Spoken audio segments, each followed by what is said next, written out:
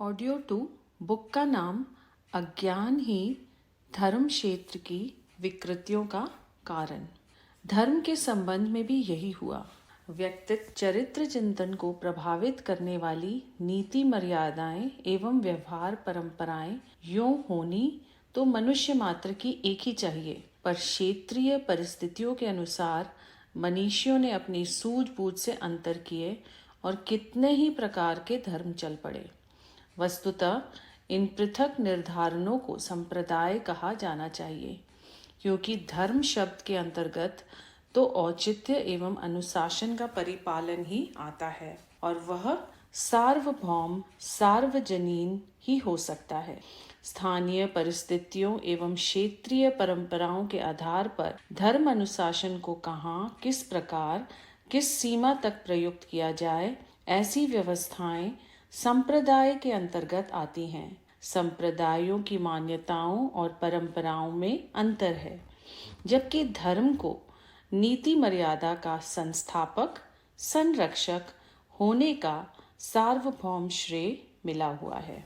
इन दिनों छोटे बड़े संप्रदायों की संख्या हजारों में है। इनमें से ईसाई, मुस्लिम, हिंदू, बौद्ध, यहूदी, पारसी आदि मुख्य हैं। इन प्रख्यातों में से भी हर एक की कई कई शाखा प्रशाखाएं हैं। इस संदर्भ में हिंदू धर्म के अंतर्गत जातियों उपजातियों की रूपरेखा भी एक प्रकार से छोटे संप्रदायों जैसी बन गई है। शैव, शक्ति, वैष्णव, रामानंद, कृष्ण, उपासक आदि देवताओं के नाम पर, क्षेत्रों और परंपराओं के नाम पर इनके इतने विभाजन हैं कि आश्चर्यचकित रह जाना पड़ता है कि इतने विभेदों से भरे समुदाय को एक कैसे कहा जाए। न केवल हिंदुओं में वरन मुस्लिम, ईसाई, बौद्ध आदि में भी कई कई भेद उपभेद वाले संप्रदायों की भरमार है। ये धर्म अपनी नीति परंपरा बनाए रहते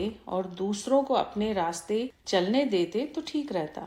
अच्छा होता सभी मिलकर एक सर्व उपयोगी प्रक्रिया अपना लेते अथवा विभेदों को घटाकर जितने सीमित कर सकते थे कर लेते, पर ऐसा हुआ नहीं।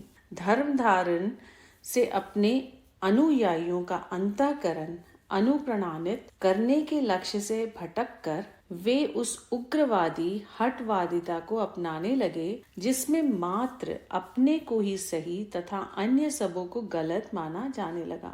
अपनी मान्यताओं को ही ईश्वर निर्मित मानना, अपने ही पैगंबरों को सर्वोच्च मानना उसी सीमा तक सह या उचित कहा जा सकता है जहाँ तक कि उस समुदाय की अपनी श्रद्धा की सीमा हो। किंतु अन्याय सभी संप्रदायों को मिथ्या कैसे कहा जाए, जबकि वे भी ठीक वैसी ही मान्यता अपनाए बैठे हैं। जब कोई संप्रदाय यह प्रयत्न करता है कि दूसरों को झूठा सिद्ध किया जाए और उसे समाप्त करके अपना वर्चस्व बनाने में पुण्य माना जाए, तब विग्रह के विष बीज उगले लगते हैं। फलतः संप्रदायों ने नाम पर आए दिन दंगे होते हैं, धन जन की अपार क्षति होती है। इतना ही नहीं, भीतर भीतर घृणा द्वेष की आग सुलगती रहती है और समय समय पर उसके घातक विस्फोट होते हैं, जिनसे समूचे समाज में विषाक्तता उत्पन्न होकर विनाशकारी दुष्प्रवृत्तियां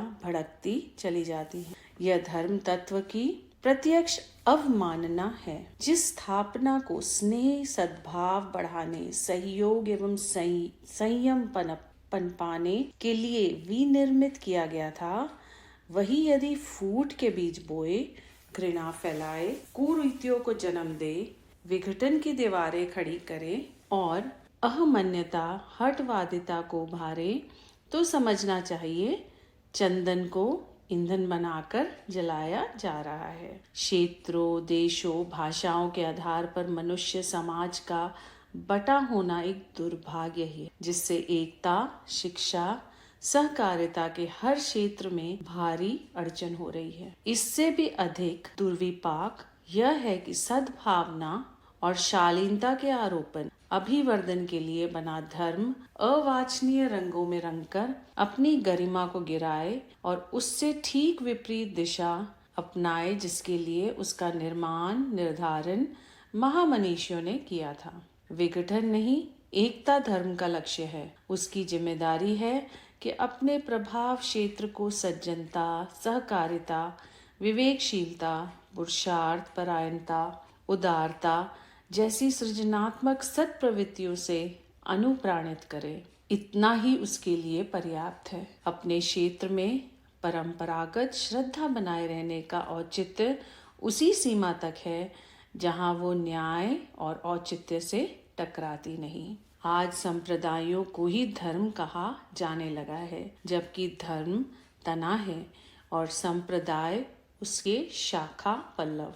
धर्म की आत्मा एकता की, शालीनता की, उदार सहकारिता की पक्षधर है, जबकि संप्रदाय मात्र कर्मकांडों, प्रथा प्रचलनों को ही सब कुछ मानते हैं और उन्हें अपनाने भर से पुण्य अर्जुन एवं ईश्वर प्रापित की बात कहते। धर्म शाश्वत है और सांप्रदायिक प्रचलन परिवर्तनशील। हर संप्रदाय पर समय का प्रभाव पड़ा है। रूढ़ियों और विकृतियों ने अड्डा जमाया है। तदनुरूप सुधारक आगे आते हैं और संशोधन परिवर्तन करते रहते हैं। सांप्रदायिक प्रचलनों की उपयोगिता तभी है जब वे धर्म की मूलभूत आस्था के साथ जुड़े रहें और मानवीय उत्कृष्टता का सहकार, सद्भाव का वातावरण बनाए रहे। धर्म के दो भाग हैं, एक कलेवर, दूसरा प्राण। कलेवर समय समय पर आवश्यकता के अनुरूप बदला रहता है, पर प्राण की सत्ता सदा एक जैसी रहती है। संप्रदायों को धर्म का कलेवर माना जा सकता है। प्राण धर्म के वे शाश्वत सिद्धांत हैं जिन पर देश काल की परिस्थितियों का कोई प्रभाव नहीं पड़ता। वे सदा एक जैसे बने रहते हैं। धर्म का अस्तित्व इस प्राण सत्ता पर ही टिका हुआ है। शरीर की बलिष्ठता और सौंदर्य की महत्ता तभी तक है जब तक कि भीतर काम करने वाला प्राण तत्व जीवंत और सक्रिय रहता है। उसके निकलते ही शरीर में सड़न उत्पन्न होती है और रूपवान काया भी विभत्स दिखाई पड़ने लगती है। आकृति और प्रकृति की दृष्टि से मनुष्यों के बीच भिन्नता देखी जा सकती है। रहन सहन, आचार विहार, व्यवहार, स्वभाव में भी परस्पर एक रूपता नहीं होती है। इतने पर भी मनुष्य की मौलिक विशेषताएं सब में एक जैसी सर्वत्र पाई जाती हैं। मनुष्य पूर्व का हो अथवा पश्चिम का, जिन तत्वों को लेकर उसकी कायिक संरचना हुई है वे सब में एक जैसे हैं। शारीरिक विश्लेषण करने पर जैसे तत्व ही हाथ लगते हैं। हर मनुष्य की काया रक्त, मांस, मज्जा, हड्डी और जल के सम्मिश्रण से बनी हुई है। इनमें न्यूनाधिकता तो हो सकती है, पर मूल तत्वों में सदा एक रूपता पाई जाती है। खाना पीना, सोना, श्रम करना, सोचना, विचारना जैसी विशेषताएं भी लगभग सभी मनुष्यों में देखी जाती हैं, पर स्वभाव और आचरण की दृष्टि से एक दूसरे के बीच भारी भिन्नता होती है। प्रत्येक धर्म का सांप्रदायिक कलेवर विविध रूपों में दृष्टिगोचर होता है।